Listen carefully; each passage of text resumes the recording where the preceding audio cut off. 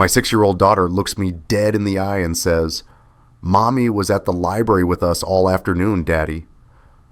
But I was watching them play in our backyard the entire time she was supposedly there.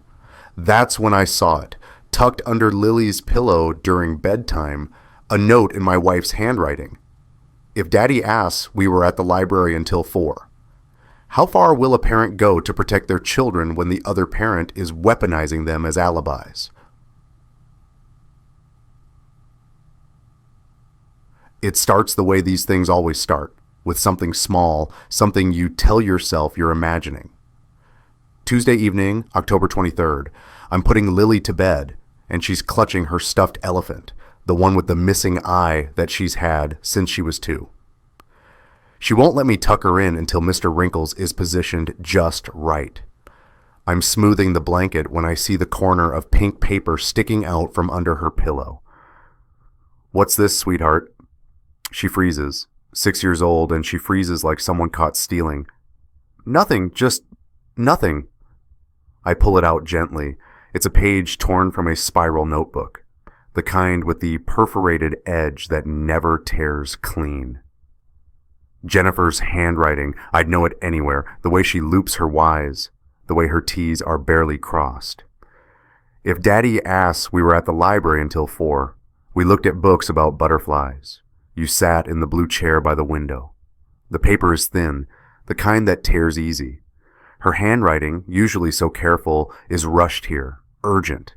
The ink has bled through to the next page, creating ghost words on the blank paper underneath. "Lily." My voice comes out softer than I intend. "Why do you have this?" She looks at me with those big brown eyes, my eyes, and I can see her deciding whether to lie to her father or disobey her mother. She's 6. She shouldn't have to make that choice. "Mommy said to keep it, in case you asked where we were today." "And where were you today?" "At the library, with Mommy. We looked at..." She glances at the note. "Butterfly books. I sat in the blue chair." Here's the thing.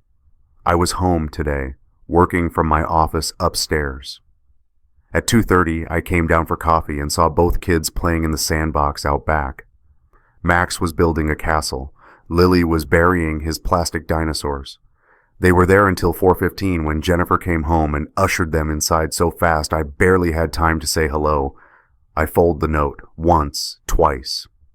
The paper makes a soft sound, like a whisper giving up. "Did you go to the library today, Lily? Really?" Her chin trembles. "Mommy said..." "I'm not asking what Mommy said. I'm asking what happened." Silence. Then so quiet I almost miss it. "We played outside with Max, but Mommy wasn't there." My stomach drops, that sick feeling when the ground shifts and you realize you're standing on nothing at all. I kiss her forehead. "Thank you for telling me the truth, baby. That was brave." After she falls asleep, I stand in the hallway holding that pink piece of paper. The hall light flickers. It's been doing that for weeks. I keep forgetting to change the bulb. In the intermittent darkness, I read the note again. And again. If Daddy asks. Not if anyone asks, if Daddy asks. This isn't a mistake. This is a script. If you've ever had that moment where your reality shifts and you realize you don't know the person sleeping next to you, leave a comment below. Sometimes just typing, "I understand," helps someone else feel less alone.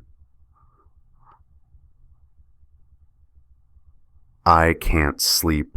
Jennifer's beside me, breathing steady, that deep sleep of someone with nothing on their conscience, or everything on it, and enough practice to sleep through the wait. I go downstairs to my office, boot up the laptop, open our credit card account. I've never been the suspicious type, never checked up on her. 14 years of marriage built on trust. The statement loads line by line. Grocery stores, gas stations, Target, the usual. Then something catches my eye. November 3rd, 3 weeks ago, the day Jennifer said she had a business lunch with a client. "Morton's Steakhouse," she told me. "Can you pick up the kids from daycare? It might run long." But the charge on the statement isn't from Morton's. The Sterling Hotel, $247.13s, 2:13 p.m. My hands are shaking. I click through to the detail. Room service charge at 3:47 p.m. Another at 5:02 p.m. Checkout time 5:47 p.m. I pull up our shared calendar. November 3rd. Her entry, client lunch, Morton's, 12:30, 3, Saut El. The numbers don't lie, but maybe there's an explanation. Maybe the client suggested the hotel restaurant. Maybe. I'm lying to myself, and I know it. I go back further. September 15th. Yoga class, she'd told me, but there's a charge from the same hotel. September 22nd, October 8th, October 17th, 4 times. 4 separate occasions, always on Tuesdays or Thursdays, always when I was working from home or picking up the kids, always when she told me she was somewhere else. The calendar sits open on my screen, each meeting and class crossed out in my mind, replaced by the truth. The receipts are crinkled in my memory now, like they've been wadded up and smoothed out. The hotel name in embossed letters I've never seen but can somehow picture. The Sterling. Room 412. I close the laptop. The clock on the wall says 2:47 a.m. Upstairs, my daughter is sleeping with a script under her pillow. Downstairs, I'm holding a credit card statement that rewrites my marriage. I open the laptop again. The charge from November 3rd stares back at me. The Sterling Hotel. Check-in 2:13 p.m. Checkout 5:47 p.m. Tuesday, November 14th. I call in sick to work. Jennifer's Tuesday routine, drop the kids at daycare by 9, morning meetings until noon, then, according to her, client visits or administrative work at the office until 3. I don't believe her anymore. At 8:47 a.m., I watch from my car as she drops Max and Lily at Little Learner's daycare. She kisses them both, twice. Takes an extra moment with Max, smoothing his hair. From here, she looks like any other mother. Loving, present, normal. She drives toward downtown. I follow 3 cars back, something I learned from a podcast I never thought I'd need. She doesn't go to her office. Instead, she pulls into the parking garage of the Sterling. My heart is hammering so hard I can feel it in my throat. I park on the street level, watch the entrance. The garage ticket dispenser spits out a timestamp. 9:23 a.m. She emerges 18 minutes later wearing the same clothes but carrying a different purse. Smaller, the kind you take to lunch, not to work. She's smiling at her phone. I take a photo. Timestamp 9:41 a.m. She drives to a coffee shop, parks, goes inside, comes out 7 minutes later with 2 cups. Then she drives to an apartment complex I don't recognize. Forest View Apartments, Building C. She uses a key to get in the main door. I sit there for 3 hours. 3 hours in my car, watching a door my wife walked through with coffee for 2. At 2:37 p.m. she emerges. Hair different, pulled back, now instead of down. Her lipstick is gone. She checks her phone, laughs at something on the screen, gets in her car. I follow her back toward the daycare. She stops at a gas station. Fixes her makeup in the rear view, lets her hair down, checks her teeth. She's erasing the afternoon, turning herself back into the woman who dropped our kids off this morning. At Little Learners, she walks in at 3:02 p.m. with her work purse, the big one. When she comes out with Max, she's chatting with one of the teachers. He's been with me all afternoon, I hear her say as I walk up. We had such a nice time. Max waves at me. Daddy! Jennifer turns. She doesn't flinch, doesn't hesitate, just smiles. Hey, honey, didn't expect to see you here. Feeling better? The teacher, Mrs. Rodriguez, young, always cheerful, looks between us. Mr. Cooper, good to see you. Max had a great day. I'm sure he did, I say. My voice sounds normal. How is my voice normal? Jennifer, can I talk to you for a second? We step away from the entrance. Max is holding her hand, swinging it back and forth. Where were you today? I ask quietly. I told you. Client meetings this morning, then I picked up Max early because he said his tummy hurt yesterday. We got ice cream and walked by the river. Didn't we, buddy? She looks down at Max with such warmth, such maternal concern that for a second I doubt myself. Maybe I saw wrong. Maybe, yeah, Max says, we got chocolate. But there's no chocolate on his face, no stickiness on his hands. And the daycare sign-out sheet, I glanced at it on my way in, shows his pickup time as 3:01 p.m., 1 minute ago. Right, I say, ice cream. Jennifer's smile doesn't waver, but her eyes do something else. They sharpen. She sees that I'm seeing. She hands Max to the daycare worker and drove straight to Marcus Brennan's apartment. I don't know who Marcus Brennan is, not yet, but Forest View Apartments has names on the buzzers. Building C, Unit 7, M. Brennan. It takes me 3 hours of internet searching to find him. LinkedIn profile, Marcus Brennan, 34, Senior Account Manager at Vertex Solutions, the same company where Jennifer works. His profile picture shows a man with dark hair, a confident smile, and a caption from 2 months ago, celebrating 5 years with the Vertex family. There are photos, company events, holiday parties, and in one posted 6 months ago, there's Jennifer, background, barely visible, but there, standing next to him, laughing at something off camera. I save everything, screenshot after screenshot. Then I go back to our credit card statements and match them against his social media. September 15th, he posted about a great Tuesday. October 8th, his Instagram story, best lunch break ever. November 3rd, another story, this one just a photo of hotel room service, champagne and strawberries. Every date matches. I should feel something, rage, betrayal, grief. Instead, I feel cold, clinical. I'm building a case, but it's not the affair that keeps me up that night. It's the note under Lily's pillow. It's Jennifer's voice at the daycare. He's been with me all afternoon. It's the way she looked at Max and said, "Didn't we, buddy?"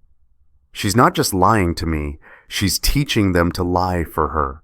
The next morning, I'm making breakfast when I notice Jennifer's phone on the counter. She's in the shower. The phone is unlocked. She always leaves it open when she's home because why wouldn't she? This is her safe place, her controlled environment. I pick it up. My hands are steadier than they should be. Her messages with Marcus are on the second screen, hundreds of them. I don't read them all. I can't stomach it, but I scroll until I find something else. A voice memo, 3 months old. The label L Practice. I press play, volume low. Jennifer's voice comes through, patient and gentle. "Okay, Lily, let's try again. If Daddy asks where Mommy was this afternoon, what do you say?" Lily's voice, smaller, uncertain. "You were with me?" "That's right, baby. Mommy was with you. We were together. Where were we?" "At the park?" "No, sweetie. Remember the library? We went to the library and looked at books." "Oh, okay. The library." "Good girl. And what did we look at?" Books?" "What kind of books?" A pause, then so soft I almost miss it. "Butterflies?" "Perfect, Lily. You're so smart. And if Daddy asks, that's what we did. We looked at butterfly books, and you sat in the blue chair by the window. Can you remember that?" "The blue chair." "Such a good girl. This is our special story, okay? Just for us." The recording is 4 minutes and 37 seconds long. 4 minutes of my wife coaching our daughter to lie. The audio quality is poor, recorded in a car probably, background noise of traffic. Lily's voice small and uncertain against the hum of tires on asphalt. I save the file to my phone, forward it to my email, save it 3 more places. When Jennifer gets out of the shower, I'm scrambling eggs like nothing happened. She kisses my cheek, asks what I want for dinner, mentions she has a late meeting Thursday. "No problem," I say. "I'll handle bedtime." She smiles, grateful, unsuspecting. That night I find the pink notebook. It's in her nightstand drawer under a stack of magazines, spiral bound, maybe 50 pages total. The first 10 are normal, grocery lists, appointment reminders, gift ideas for the kids. Then the tone shifts. Page 11, D asked about Tuesday, told him client meeting ran late. He believed it. L did great with the library story. Page 15. Need to be more careful with receipts. Almost left hotel parking ticket in cup holder. Page 23. L is getting better at remembering details. M is still too young. Keep his story simple. She's documenting it, refining it, turning my children into accomplices. I photograph every page. The paper is thin and the camera flash makes the ink look darker, angrier. When I'm done, I put everything back exactly as I found it. The magazines stacked the same way, the drawer closed to the same position. I go into the kids' room. Max is snoring softly. Lily is curled around Mr. Wrinkles. I sit on the edge of her bed. She doesn't wake up. I want to promise her something, that she'll never have to lie for love again, that truth will always be safe in our home. But she's 6. She doesn't understand what's been taken from her yet. The voice memo was dated 3 months ago. No, sweetie, say mommy was with you. Not that mommy went somewhere. You were together the whole time. 3 months, 90 days of coaching, 90 days of our special story, 90 days of my daughter learning that love requires lies. I stand in the hallway between their room and ours. Jennifer is already asleep, that deep, easy sleep again. Down the hall, my children are breathing steady, dreaming whatever 6-year-olds and 4-year-olds dream. And I'm standing in the space between them, holding evidence I wish didn't exist, facing a choice I never wanted to make. Thursday night, November 16th, Jennifer is out at her late meeting. The kids are asleep. I'm sitting at the kitchen table with my laptop, a notepad, and a lawyer's business card I found online 30 minutes ago. Rebecca Walsh, family law attorney, 5-star reviews. One of them says, she saved my kids when I thought I'd lose them, worth every penny. I almost call. My finger hovers over the phone. But then I think about what happens next. Lawyers mean confrontation. Confrontation means Jennifer knows I know. And if she knows I know before I have everything documented, before I have protection in place, she's smart. She's been doing this for months, maybe longer. If I tip my hand too early, she'll adjust. She'll coach the kids harder. She'll hide evidence better, or worse, she'll convince them I'm the problem. That daddy's the one tearing the family apart. I put the phone down. Jennifer comes home at 10:47 p.m., hair slightly mussed, makeup faded. She kisses my forehead. Sorry I'm so late. The client had a million questions. No worries, I say. How'd it go? Exhausting, but good. I think we closed the deal. She pours herself a glass of wine, sits down across from me. For a moment, we're just two married people at the end of a long day. She tells me about her meeting. I nod in the right places, ask appropriate follow-up questions. She has no idea I know. No idea I've seen the receipts, the messages, the coaching recordings. No idea I've spent the past 3 days cataloging her lies. You okay? She asks. You seem distant. Just tired, I say. Work's been intense. She reaches across the table, takes my hand. Her wedding ring catches the light. 14 years of wearing it, and it still fits perfectly. We should do something this weekend, she says. Just us. Maybe get your mom to watch the kids. We haven't had a date night in forever. That sounds nice. She squeezes my hand, smiles, yawns. I'm going to bed. Don't stay up too late. She kisses the top of my head as she passes.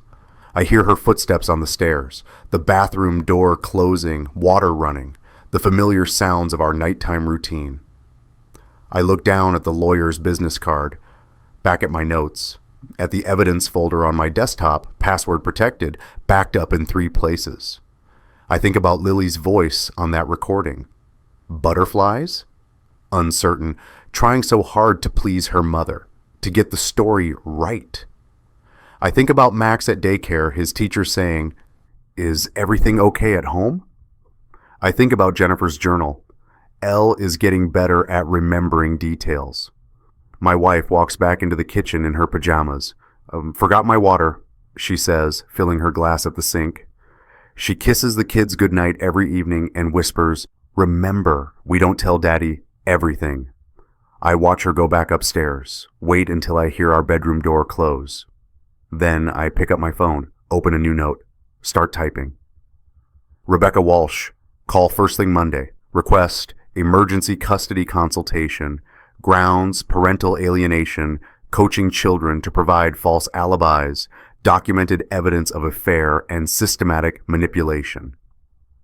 I decided right then I wouldn't tell her everything either. Monday morning, November 20th, 9 a.m. I'm sitting in Rebecca Walsh's office on the 14th floor of a building downtown. The waiting room smells like leather and coffee. Through the window, I can see people walking to work, carrying their normal problems, traffic jams, deadlines, performance reviews. I'm carrying something different. Rebecca is 50s, sharp eyes behind wire-rimmed glasses, gray suit that means business. She slides a legal pad across her desk and folds her hands. Tell me everything. I do. The note under the pillow, the hotel receipts, the voice recording, the journal entries. I talk for 40 minutes straight while she takes notes in shorthand I can't read.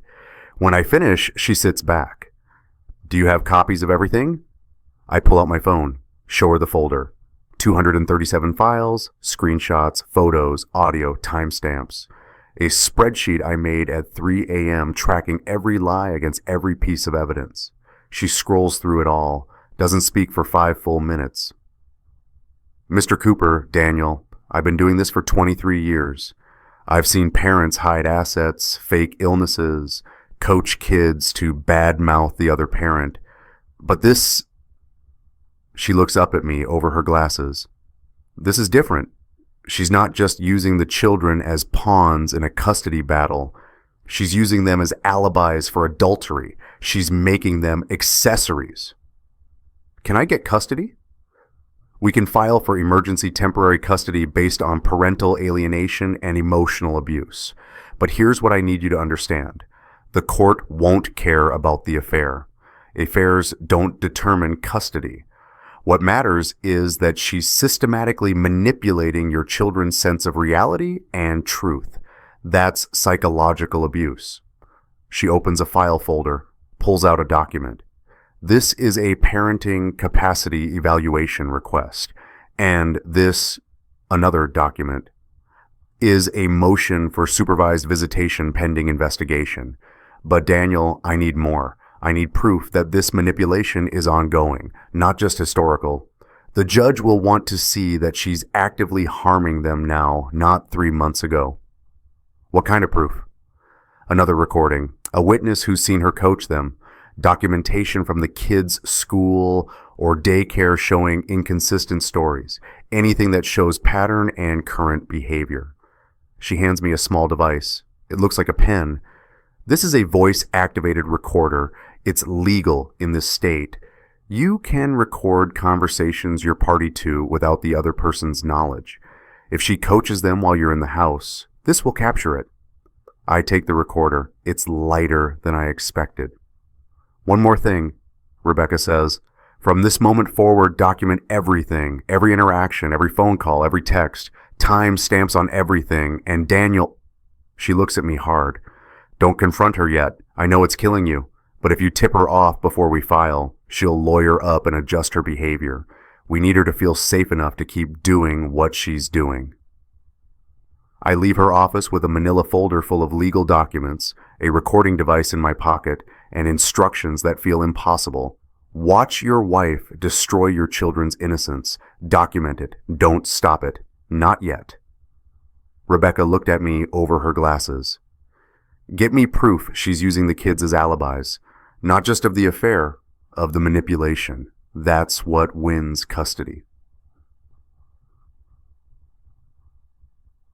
Tunurin, Tuesday afternoon, November 21st. I'm picking Max up from preschool early. Jennifer doesn't know. I arranged it with the director this morning. As I'm signing him out, his teacher, Ms. Patricia Hoffman, touches my arm. Mr. Cooper, do you have a minute? She's young, maybe 30, with kind eyes and paint stains on her cardigan. She leads me to a quiet corner of the classroom while Max plays with blocks. I wasn't sure whether to bring this up, but Max drew something during free art time last week. I think you should see it. She pulls out a piece of construction paper from a folder. White paper, Crayola crayons, the kind of drawing every 4-year-old makes. Stick figures with circle heads and line arms. But this one's different. 3 figures, 1 big, 1 medium, 1 small. The big one is labeled Daddy in wobbly letters. The small one, Max himself, presumably, is in the middle. The medium figure is labeled the man.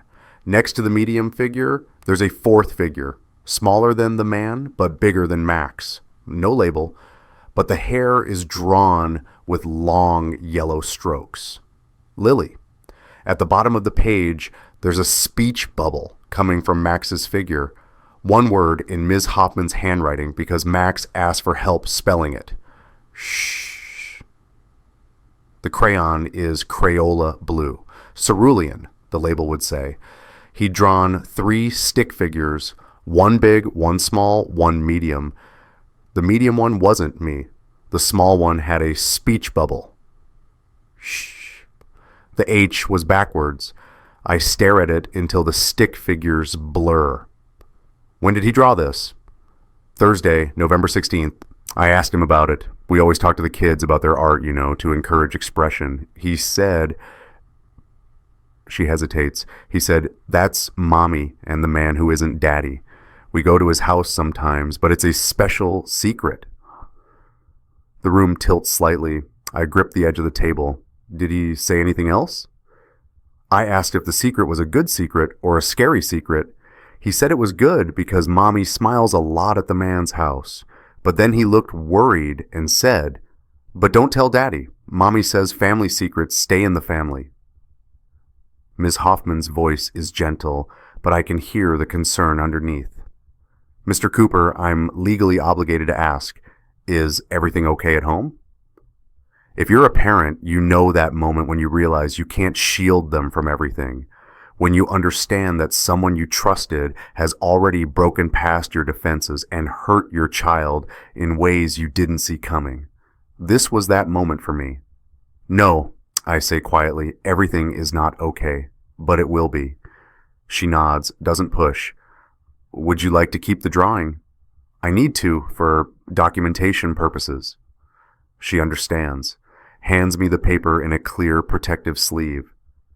"If you need me to write a statement about what he said, or if there are any proceedings where my testimony would help..." "There will be. Thank you, Patricia." I take Max's hand. He's holding a plastic brontosaurus, making it walk across an imaginary landscape only he can see. He looks up at me and smiles, gap-toothed, innocent, completely unaware that his artwork just became evidence. "Daddy, can we get nuggets?" "Yeah, buddy, we can get nuggets." In the car, I look at the drawing again. 4 years old. 4. And he already knew that love came with silence. That happiness meant hiding. That family was something you protected by lying. The stick figure child with the backwards H in his speech bubble. The man who wasn't Daddy, Mommy smiling. I put the drawing in the evidence folder, add it to the list. Timestamp November 21st, 3:47 p.m. Source E. Max Cooper, age 4, preschool teacher witness Patricia Hoffman. Then I drive to get my son his nuggets because that's what you do. You keep their world normal even when yours is falling apart. Wednesday evening, November 22nd. Jennifer's working late, allegedly. The kids and I are having dinner, spaghetti. Max is wearing more sauce than he's eating. Lily is pushing noodles around her plate. "Not hungry, sweet pea?" She shrugs. "My tummy feels weird." "Weird how?" "Just weird." I'm about to press when I hear Jennifer's car in the driveway. She's home 2 hours earlier than expected. The garage door opens, closes, her footsteps in the mudroom. She comes into the kitchen with shopping bags. "Surprise! I got out early, so I picked up treats. Who wants ice cream after dinner?"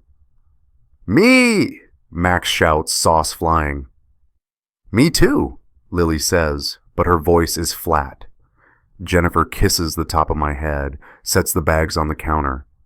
And I got that beer you like. Thought we could watch a movie after the kids go to bed. She's trying. I can see it. The effort to be present, to be the good wife, the good mother. It would work if I didn't know what I know.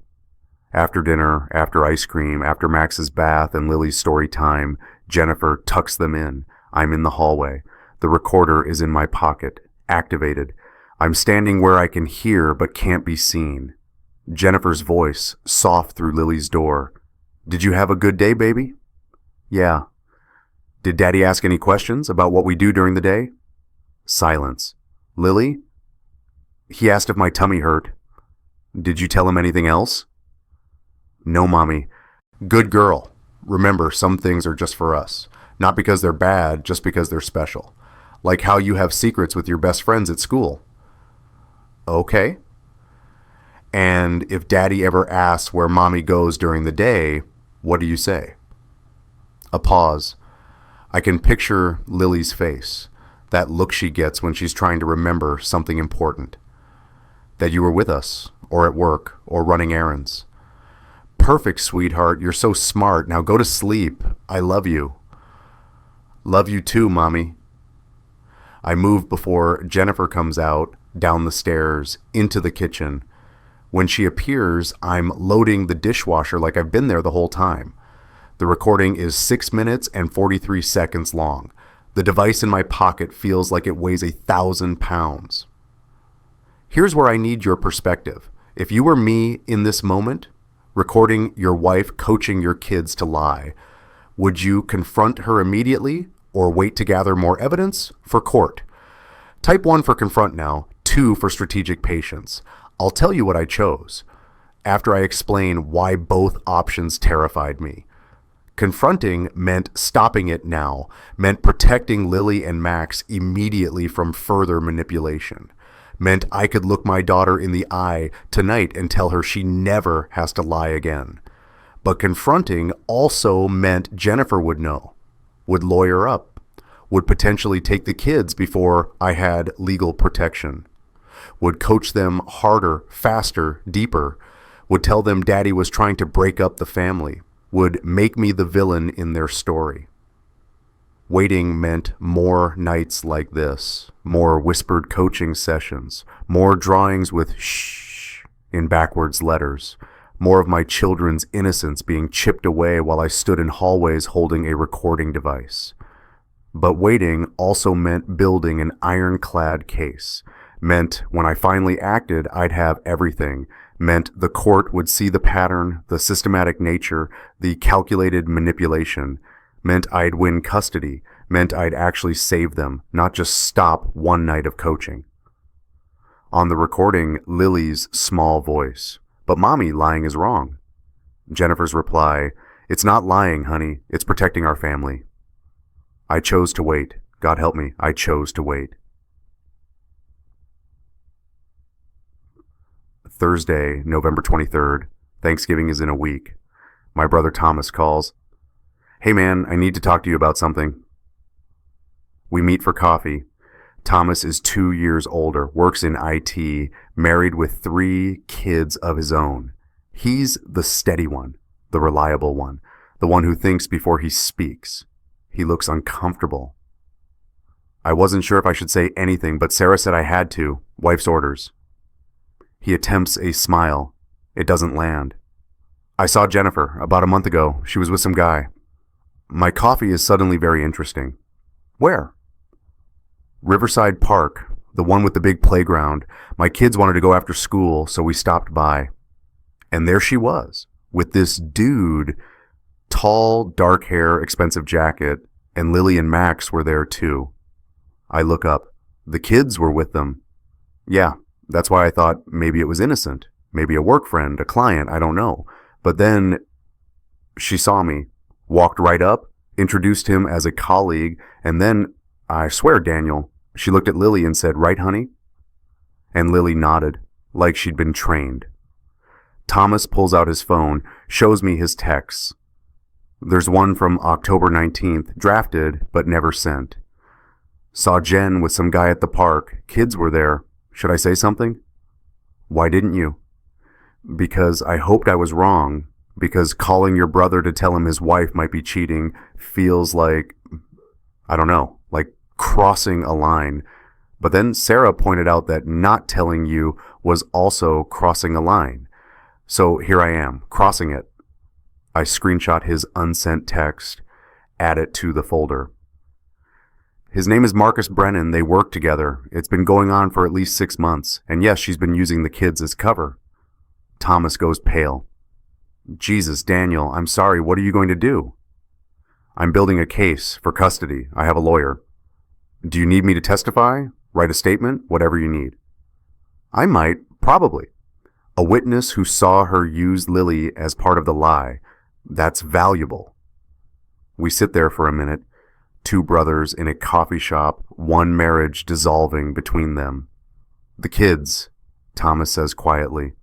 Are they okay? No, but they will be. Thomas said, she saw me, walked right up, introduced Marcus as a colleague, and then, I swear, she looked at Lily and said, right, honey? Lily nodded like a trained puppet. Sunday, November the 26th, 2 days before Thanksgiving, Jennifer suggests we take a family photo for our Christmas cards. We haven't updated our photo in 3 years, she says. The kids have grown so much. We go to the park, the same park where Thomas saw her with Marcus and the kids. I wonder if she's thinking about that, if she's rewriting the space in her mind, replacing that memory with this one, the proper family, the Christmas card family. The photographer poses us, Jennifer and I in the back, Lily and Max in front. Everyone say, holiday! Lily's smile doesn't reach her eyes. Max looks at Jennifer before he smiles, checking if he's doing it right. Click. The perfect family captured. That night I find Jennifer's journal again. There's a new entry. November 25th, yesterday. D is pulling away. I can feel it. He barely touches me anymore. Barely talks. I asked if something was wrong, and he said, just work stress. But it's more than that, I can tell. Need to remind him what he'd lose. The kids are the leverage. They'll choose me if it comes down to it. I've made sure of that. L knows exactly what to say.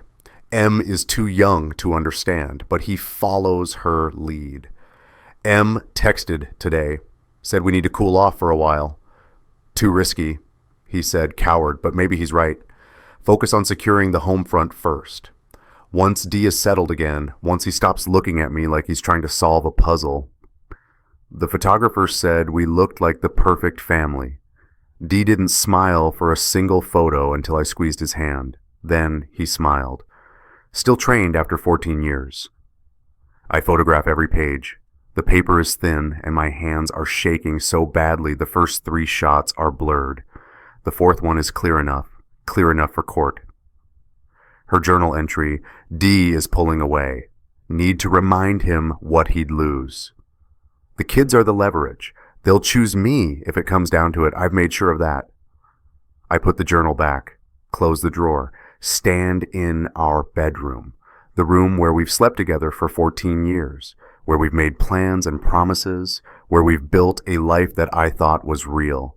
She thinks I'm trained. She thinks the kids are leverage. She thinks she's secured them. She's wrong. Monday morning, November 27th. I call Rebecca. I have more, another recording, a witness, journal entries from this week. Bring everything, tomorrow, 9 a.m. Rebecca, I need to file soon. I can't keep doing this. I know, and you won't have to much longer. We file next Monday, December 4th. That gives us 1 week to finalize the paperwork and prepare for the emergency hearing. Can you hold out 7 more days? I look at the calendar. 7 days, 168 hours, 10,080 minutes of watching my wife manipulate our children while I document it like some kind of sick anthropologist. What if she does something worse in those 7 days? What if... Then you call me immediately and we file emergency. But Daniel, if we file too early, if the evidence isn't overwhelming, if there's any doubt in the judge's mind, you could lose. And if you lose initial custody, it's exponentially harder to get it back. We do this right, or we don't do it at all. 7 days. I'll hold out. But that night, I stand in Lily's doorway watching her sleep, and I'm not sure I can. She's curled on her side, Mr. Wrinkles tucked under her chin. Her nightlight casts shadows that make her look younger than 6. She's wearing the pajamas with the stars on them, the ones she picked out herself because, "Daddy, stars are like wishes you can see." I think about her voice on that first recording, 3 months ago. Butterflies? Uncertain, trying so hard to get it right. I think about her yesterday, nodding at the park photographer. Smile not reaching her eyes.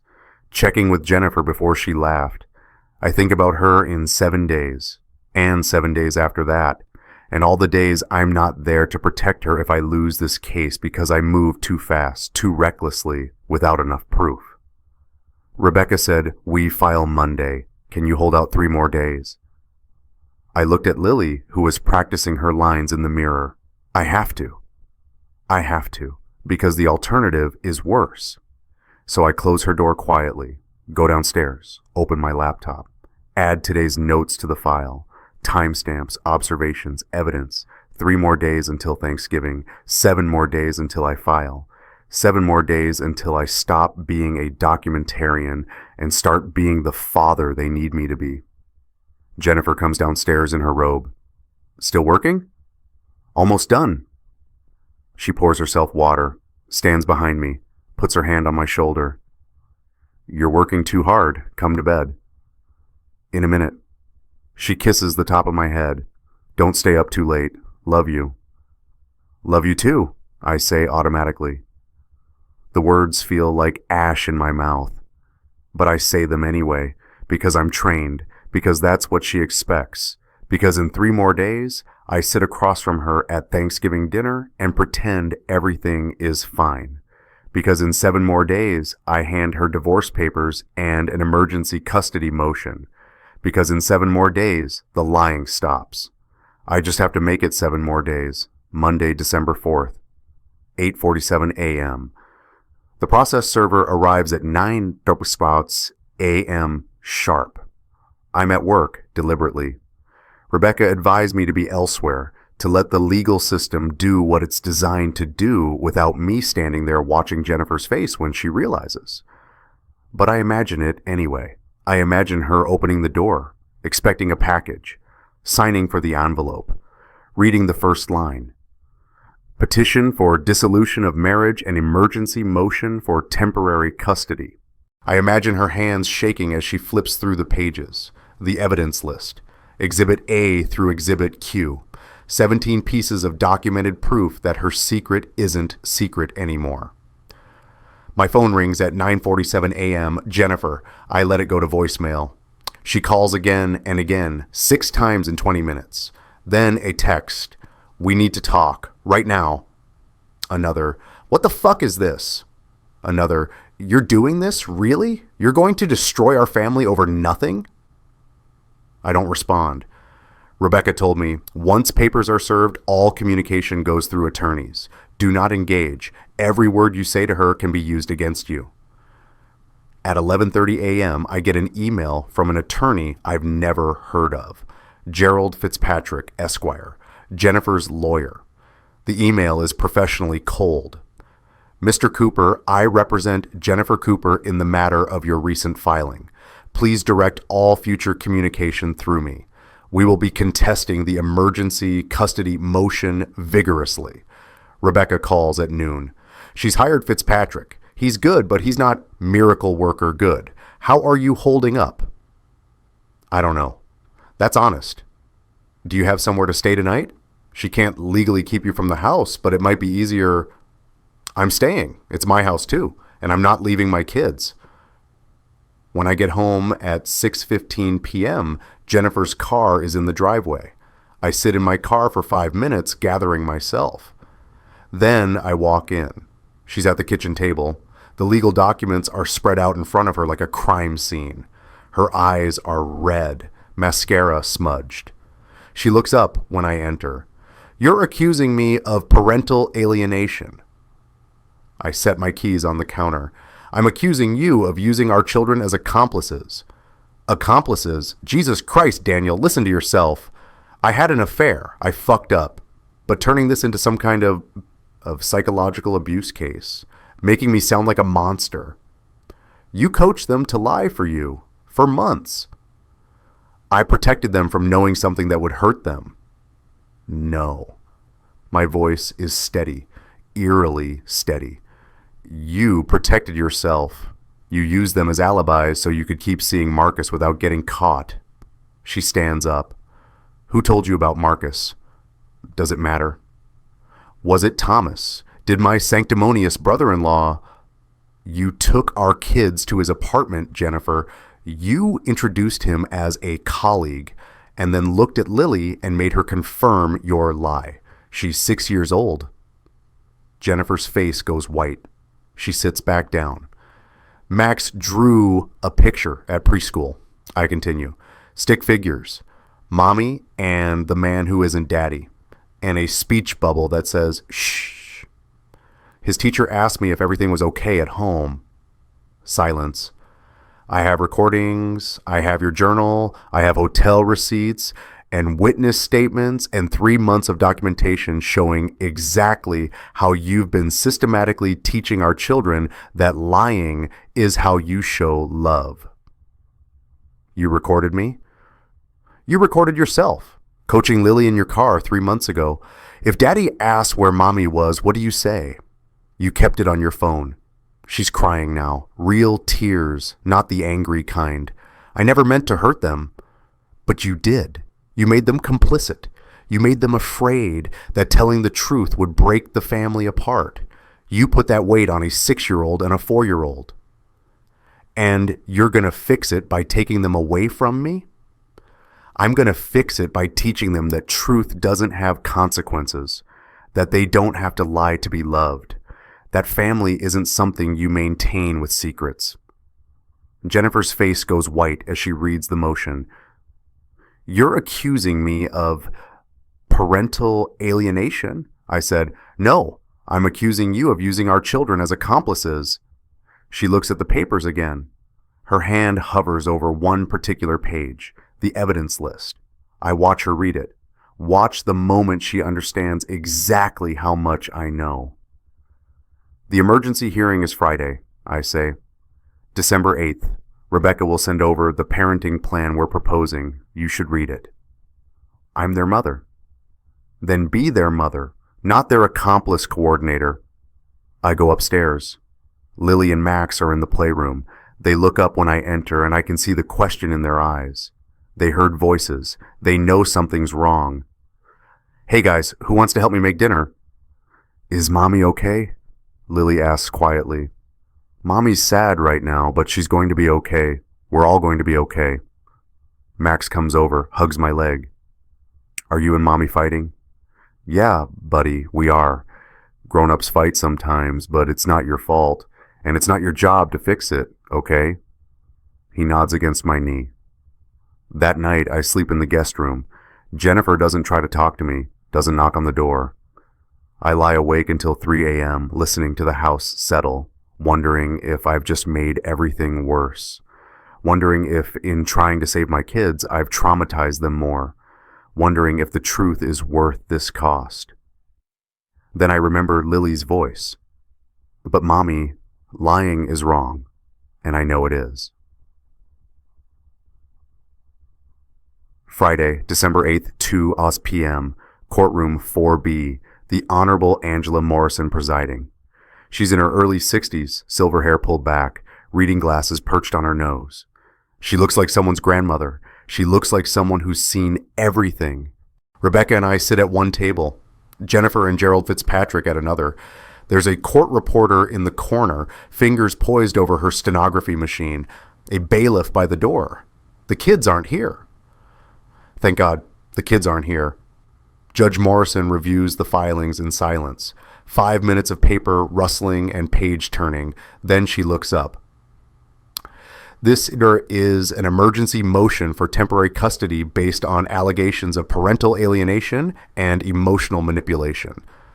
Mr. Fitzpatrick, your client has filed a counter motion asserting that Mr. Cooper is attempting to weaponize an extramarital affair to gain advantage in custody proceedings. Is that correct?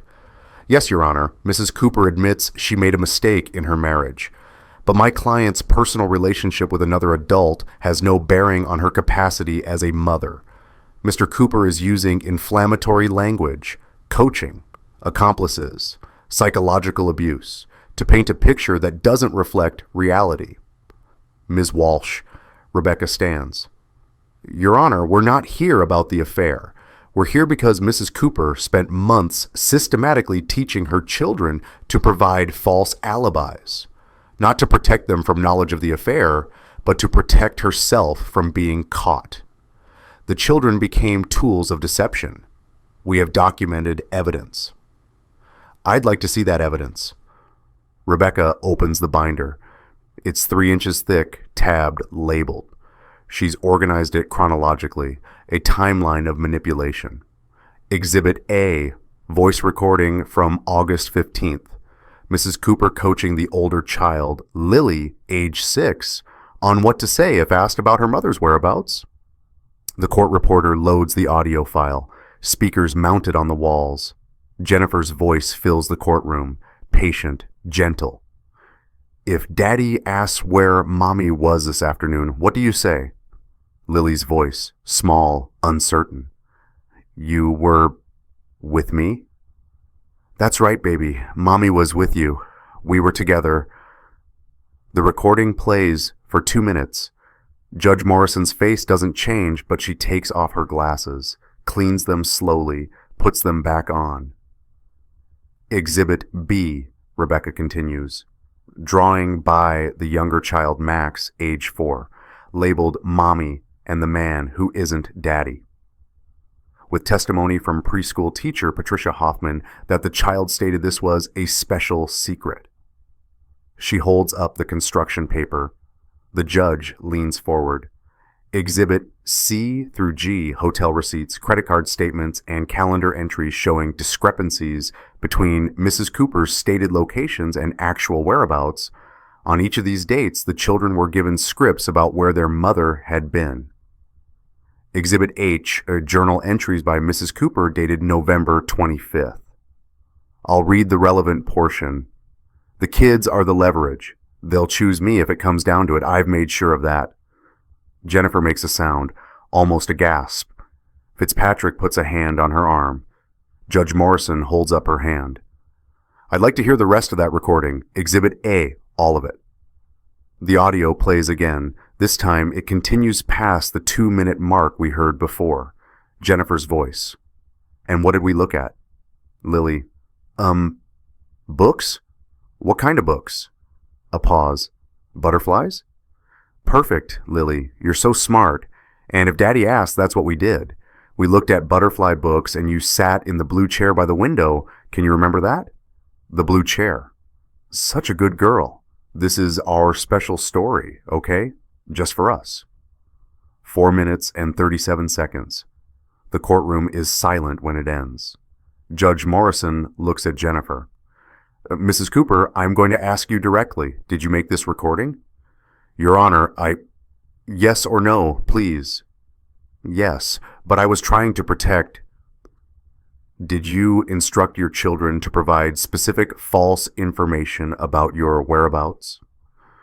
Silence. Mrs. Cooper? I didn't want them to know about Marcus. I didn't want them hurt by... That's not what I asked. Did you instruct them to lie about where you were? Jennifer's voice is barely a whisper.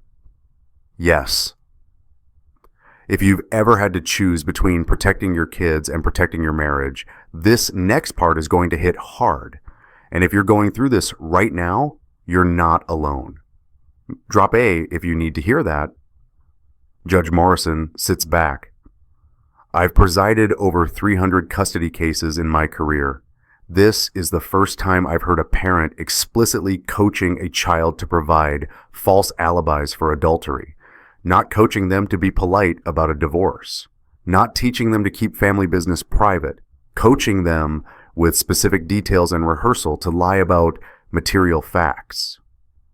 She looks at her notes. Mrs. Cooper, do you understand that what you did wasn't just lying to your husband?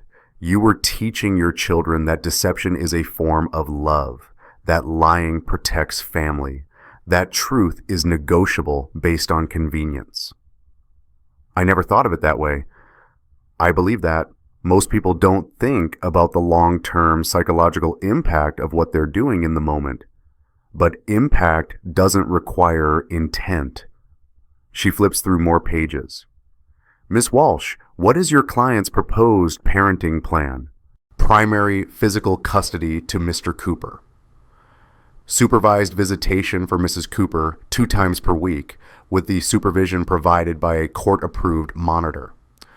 Both children to begin therapy immediately with a child psychologist specializing in family trauma.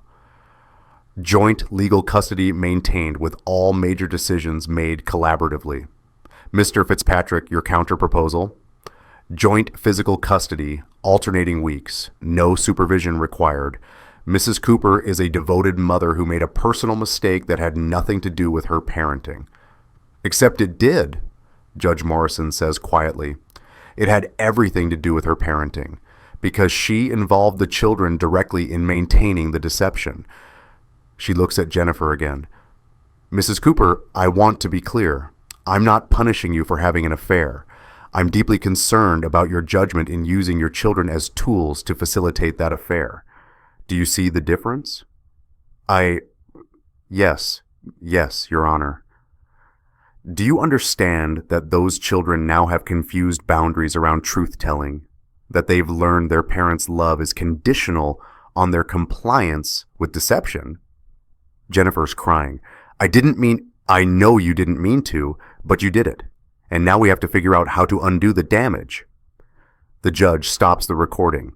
Mrs. Cooper, I'm hearing your 6-year-old being coached to provide a false alibi. Do you have an explanation?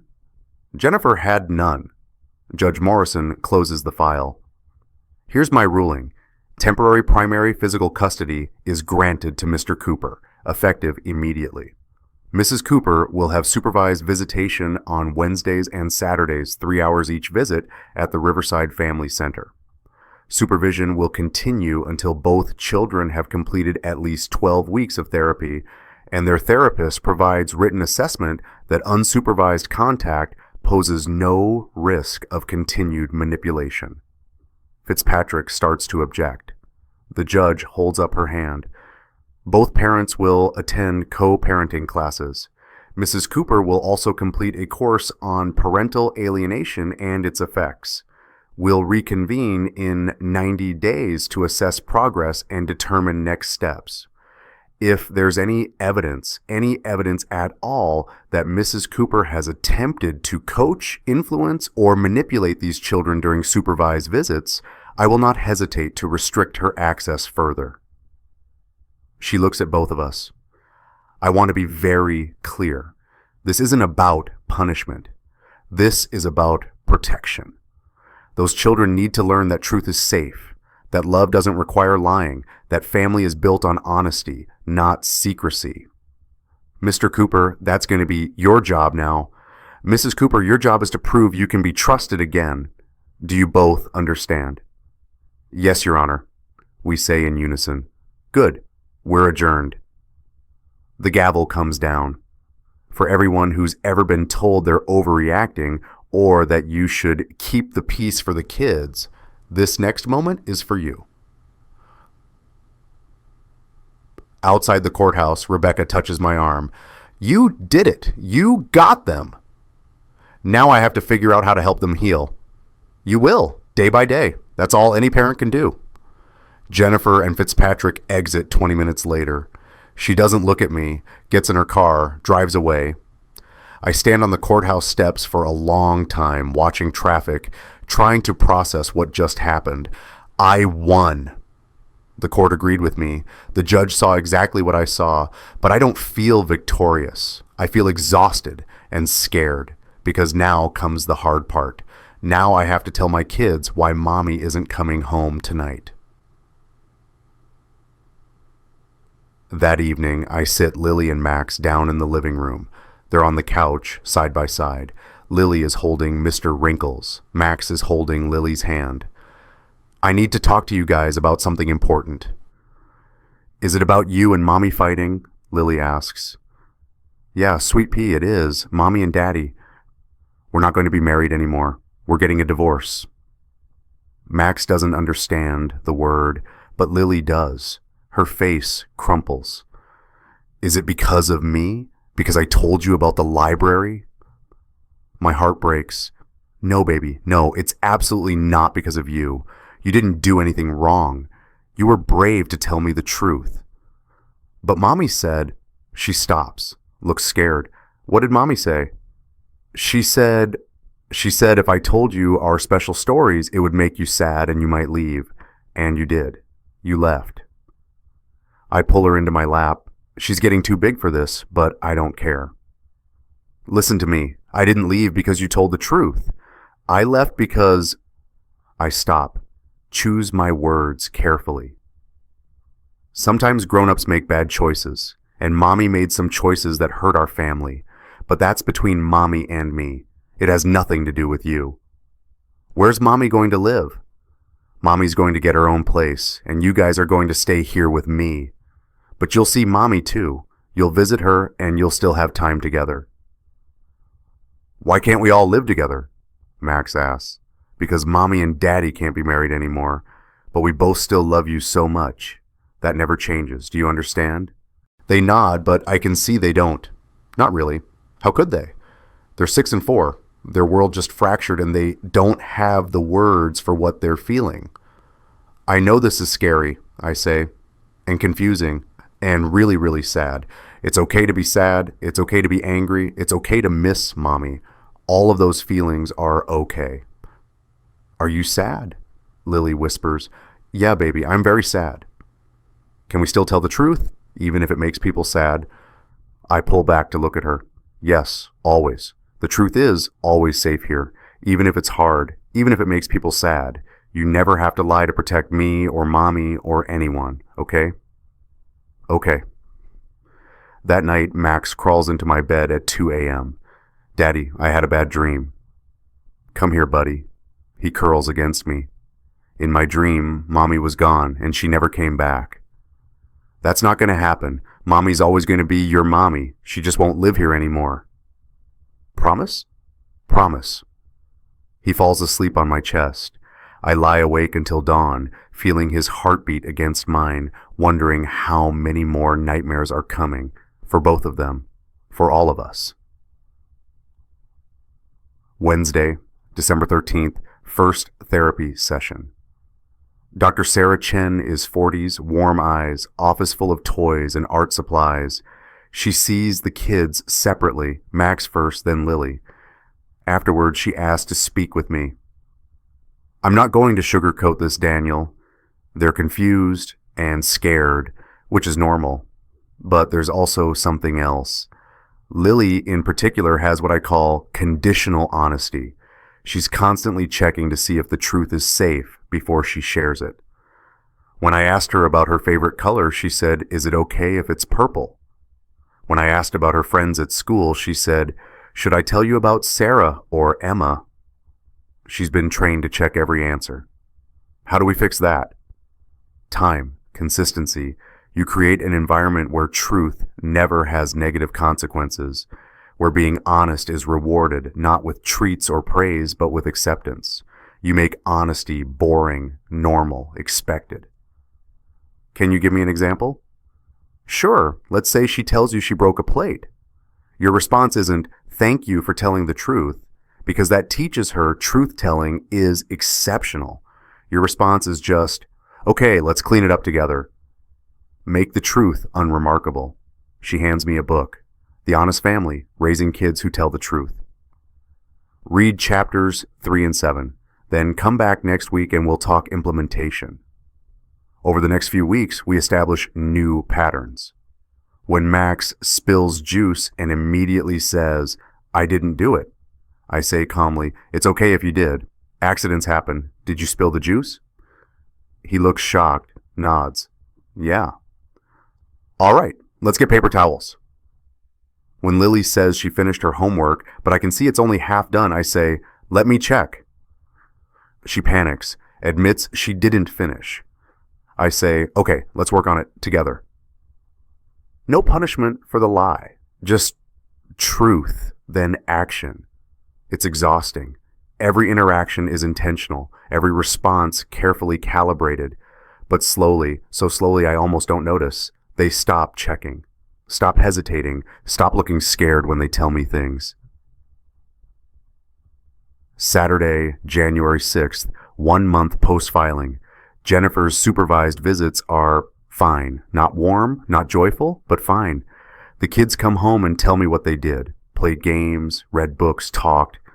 Jennifer doesn't ask them questions about me, doesn't pump them for information, doesn't try to turn them against me. She's complying. Maybe she's changing, maybe she's just scared of losing them completely. I don't know yet. And I don't have to decide now. What I know is this: my kids are starting to breathe easier.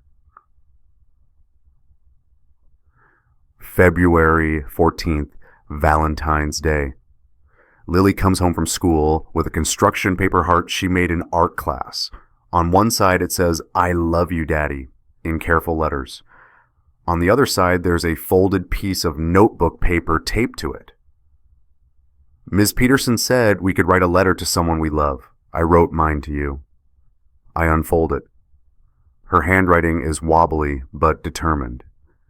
"Dear Daddy, I'm sorry I lied. I thought if I was good at the stories, Mommy would be happy. I didn't know I was making you sad. Can we only tell true stories now? I love you even when I tell the truth. Love, Lily." I read it 3 times, 4 times. The paper blurs. "Lily, this is the bravest thing anyone's ever given me." Really? Really. Ms. Peterson said being brave means telling the truth even when you're scared. Ms. Peterson is very smart. That night, I frame the letter, hang it in the kitchen where I can see it every day. A reminder of why we're doing this, why the hard conversations and the therapy and the supervised visits and all of it matters. Can we only tell truth stories now? Yes, baby, we can. March 21st, spring, 3 months post-divorce filing. We're at therapy, family session this time. Me, Lily, Max, and Dr. Chen. I want to try something. Dr. Chen says, "We're going to create a family truth ritual, something you do together that celebrates honesty." "Like what?" Max asks. "You tell me. What would make telling the truth feel special?" Lily thinks. "Can we make a jar and put papers in it when we tell the truth?" I love that. What should we call it? The truth jar. So we do. We go to the craft store after therapy, buy a mason jar, just a regular one, nothing fancy. Lily covers it in stickers, rainbows and stars and puppies. Max adds a dinosaur, a big green T-Rex with too many teeth. That night at dinner, Max says, "Today, I was mad at Emma for taking my crayon, but I didn't hit her even though I wanted to." "That was really hard, wasn't it?" I say. "Thank you for telling me the truth about feeling mad." He writes on a slip of paper, with my help because he's 4, "I was mad, but I didn't hit." We put it in the jar. Lily says, "I didn't want to go to ballet today. I wanted to stay home, but I went anyway." How do you feel about that? Good, because I actually had fun when I got there. She writes her own note. "I told Daddy how I felt." Into the jar. My turn, I say. "Today I was sad when I saw Mommy's coffee mug in the back of the cabinet. I miss some things about when we were all together. Both things are true. I'm sad, and I know we made the right choice." I write it down, put it in the jar. The jar sits on our kitchen counter now. Some weeks it's full, some weeks it's empty, but it's always there, waiting. Because truth doesn't have a deadline. If this story meant something to you, I have one ask. Share it with someone who needs to hear it. Not for the algorithm, for the person still deciding if truth is worth the cost. And if you've had to redefine what family means after betrayal, I'd love to hear your story in the comments. Sometimes the families we choose are stronger than the ones we're born into. April 9th, spring break, we're at the park. The same park where Thomas saw Jennifer with Marcus and the kids. The same park where we took the Christmas card photo. I'm reclaiming it, making it ours. Max is on the swings. Lily is drawing with sidewalk chalk. I'm sitting on a bench, reading, half watching them play. Lily comes over. Daddy, can I ask a hard question? Always. Why did Mommy make us lie? I close my book. This is the question I've been dreading, the one I don't have a good answer for. I don't know, sweetheart. I think Mommy was scared, and when people are scared, sometimes they make bad choices. She wasn't trying to hurt you, but she did anyway. Do you still love Mommy? I love the person I thought she was, the person she could be, but I don't love the choices she made. Can you love someone and be mad at them? Yes. You can love someone and be mad. You can love someone and be sad. You can love someone and still decide you can't be with them. All of those things can be true at the same time. She thinks about this. I love Mommy, but I'm mad she made me lie to you. That's very fair. Is that okay? It's perfect. Both things can be true, Lily. That's what makes you brave. Max runs over, out of breath. Daddy, can we get ice cream? Sure, buddy. Can we tell Mommy we got ice cream? I look at him. Do you want to tell her? Yeah, I want to tell her about the swings and the ice cream and the sidewalk chalk. Is that okay? It's more than okay. You can tell Mommy anything you want. The truth is always safe. We go get ice cream. Max gets chocolate. He always gets chocolate. Lily gets strawberry with sprinkles. I get vanilla. We sit outside the shop, 3 people who used to be 4, eating ice cream in the spring sunshine. Max has it all over his face. Lily is trying so hard to be neat, but there's pink dripping down her cone. Daddy? Max says. Are we still a family? Yeah, buddy, we're still a family. Without Mommy. We're a family. Mommy's still part of your family. She just doesn't live with us anymore. Family doesn't mean everyone lives in the same house. Family means the people who love you and take care of you and tell you the truth.